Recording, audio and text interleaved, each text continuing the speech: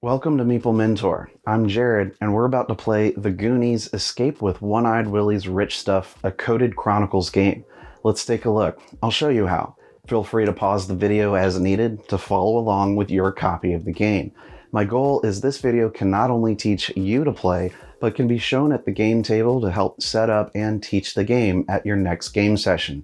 Since it's an escape room type game full of puzzles and hidden components, I'll try to limit as much as I can, but enough that you'll know how to play. So I should say there are small spoilers in this tutorial to help show or explain some concepts. Examples will only come from the first and most basic puzzles. Make sure to subscribe and hit the notification bell below the video so you don't miss any of my latest content.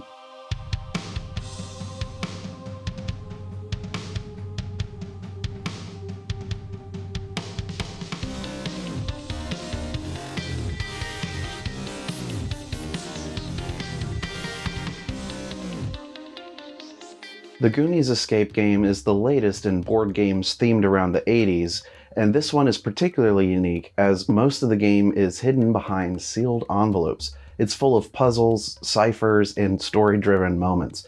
It all follows the story of the Goonies movie, with players getting to control the main characters. Each will need to be used effectively and with their unique abilities.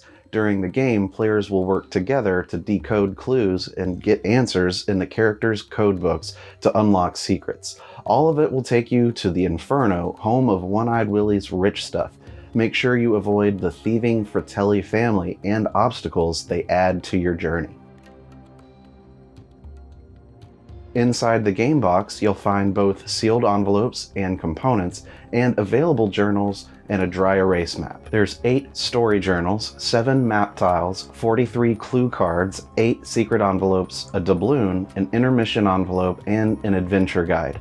All the character journals need to be handed out. Hand them out to as many different people as possible so everyone can look up the codes and secrets. The person who likes to read out loud the most should take Mikey's book for Act 1 and Chunk's book for Act 2. Find the map tiles and place them face down in alphabetical order. Also, place the clue card deck face down on the table in numerical order next to the map tiles. Players start with the doubloon and the treasure map available. Set the sealed envelopes aside for now and don't open them until instructed to by the game. The first entry to get started is number 1000 in Mikey's journal. You can read it now or wait until after the rest of the instructions. With that, you're set up and ready to play. The Goonies game is played out in 3 separate acts. Your group may play one act at a time and stop, or play through all 3 in one sitting. It's really up to you and the time you have.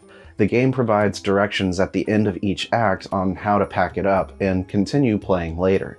Additionally, when you come to the end of an act, grab the intermission envelope. Inside, you'll be able to proceed to the next act. The start of both 2 and 3 are found within. The majority of the game you'll use the map tiles to explore the cave system and use character abilities to interact with areas and items. The first puzzle uses the doubloon and the art on the front of the sealed envelopes. Each has their own code and represent a new location. When you think you've solved a puzzle, you'll look up the 4-digit code you found in one of the character journals to see if you're correct. Additionally, during the game, the Fratellis could catch you and lower your end-of-game score. Don't worry, they won't prevent you from winning or make you start over. The caves under the Lighthouse Lounge will be the main exploration area in the Goonies. As you explore, new rooms will be added to the cave system. You'll want to allow enough space on your table to reveal a fairly large cave system map. Each map tile only fits correctly in one specific location. The game will instruct you where it goes in relation to other cards and maps already discovered. At the start, the characters will be placed on map A with the map tile face down to represent it being dark. As you make progress, you can gain or lose access to characters. The game will direct players where characters go and when to gain or lose them. For example, Chunk and Sloth won't be available characters at the start. You can set their journals aside since you're not controlling them yet. The characters are able to move into any cavern they can access through open passages. This includes previously explored areas. They move together. Any player in your game can control the characters. It's a fully cooperative game, so anyone can move them and take actions with them. However, you'll want to deliberate with the group on what to do next. Players should agree on what actions should be taken, and by which character. Each character will be necessary to complete the game since they each offer special abilities. Mikey and Chunk can explore, Brand and Chunk can pick up items, Mouth can decipher things, Andy and Sloth can use things, Steph can explain, and Data will be able to help with his gadgets. These abilities are specific actions that allow the characters to interact uniquely with things in the game.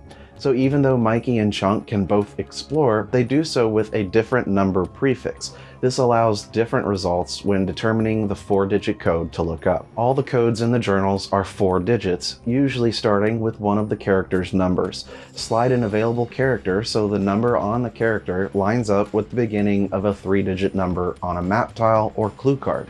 The first number will be the character's digit, which also corresponds to the action taken. For example, in the first room, you'll see a wrench on the floor with a 3-digit code next to it. To pick it up, use Brand for his pickup ability, putting his number in front of the 3 digits. You'll find the 4-digit code in Brand's journal to look it up, since he's the one who did it. In the journal, you'll see some text to read aloud for story, and then it will direct you to reveal a new clue card. In this case, it's of course the wrench. The use action works differently than some of the others. You cannot use a 3-digit code found. In order to use something, it must be combined together with something else. One item will have a single-digit code. The other must have a 2-digit code. The single digit goes in front of the 2-digit code to create a 3-digit code. The character using the item adds their digit in front of it to generate the valid 4-digit code. Only Andy and Sloth can do the use ability, so you'd add either a 4 or 8 in front of it. Look up the results in their respective journals to see what happens. Players should try interacting with anything and everything they find. Other than the use action done by Andy and Sloth, any character can interact with any 3-digit number found in any location. When you get access to Data and his gadgets, players can look through each of them and decide when they want to use one in a room they're in. To use a gadget, they must solve the gadget puzzle correctly by deciphering the 4-digit code on the back. Then, to use it in a room, add the room letter in front of the gadget's 4-digit code. Look that up in Data's journal to see if it worked. Every puzzle in the game can be solved without any outside knowledge, tools, or ever having seen the movie. When solving a puzzle, you could be instructed to remove or reveal clue cards, add map tiles, or open secret envelopes. Don't skip any direction and follow them carefully. Read everything aloud so all players can participate. Sometimes the game may direct you to reveal or remove cards already revealed or already removed, or ask to remove a card you've never even seen. Don't worry, that's fine. It just means that you've solved the puzzle quicker and didn't need that extra information. If you ever get stuck on a puzzle, there are hints available within the main rulebook. Check page 7 for the chart. Look for the room the puzzle is in on the left column, then find the right puzzle's name you're trying to solve for. Only look at the first hint and look it up in the journal. If you get stuck again, then you can look at the second hint code if there is one. If you're truly stumped, the solution is provided. For example, the first puzzle you need to solve is finding the 4-digit code on Data's gadgets. Since the characters start on map tile A flipped down because it's too dark, you may want to work out how to use Data's bully blinders to lighten up the cave. The Fratellis are a mechanism in the game that affect your in-game score. You want to avoid having them catch you. They can catch you multiple times, which will be tracked in the rulebook. Just being caught doesn't end the game. The Fratellis token starts at the beginning of the basement card, but can be placed and moved according to the game journal's directions. The Fratellis will try to move closer towards you during the game to catch you. Sometimes when you explore, pick up, or decipher, the journal may direct you to move the Fratelli token forward. This is not considered a penalty, it's just following an instruction. However, when specifically solving a puzzle found in the game and failing, you must also advance the Fratellis as a penalty for solving it incorrectly. They move one space closer. If they ever move into a room you're standing in, you're caught. Mark the next box in the Caught by the Fratellis tracker on the page 8 of the rulebook. After marking the box on the track, move the Fratelli token back to the first space on the previous room. Then continue with the game. The number of times you got caught affects the level of success your group made. With no marks on the Fratelli track, the Goondocks are saved. Goonies never say die, and your group are experts. For one or more, look at the in-game score chart on the back page to see how good you did. You now have enough information to start the game. I don't want to show too much more, as part of the fun is discovering and unlocking things for yourself. Remember to read everything aloud, and try interacting with everything. There's always clues to find and hints in the characters' dialogues. Make sure you don't forget to follow the directions given at the bottom of an entry's text. Otherwise, you'll miss collecting important items, map tiles, or other components you'll need to progress the story. To begin, simply read Journal Entry 1000 in Mikey's journal. Keep the rulebook handy and check BoardGameGeek.com for FAQs and extra content. For an escape room game like this, the best place to ask for help on puzzles is the forums on the game's page on BGG. I've included a link in this video's description to it. The Meeple Mentor channel is now part of the board game community, the Gateway Network, made up of great upcoming board game content creators. The network includes Instagrammers, podcasters, YouTubers, artists, and much more. Head to thegatewaynetwork.com to support new and independent board gamers. Thank you for watching this tutorial. Like and subscribe if you found this teaching helpful.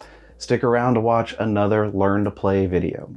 And remember, teach when you can, but always be learning. See you next time.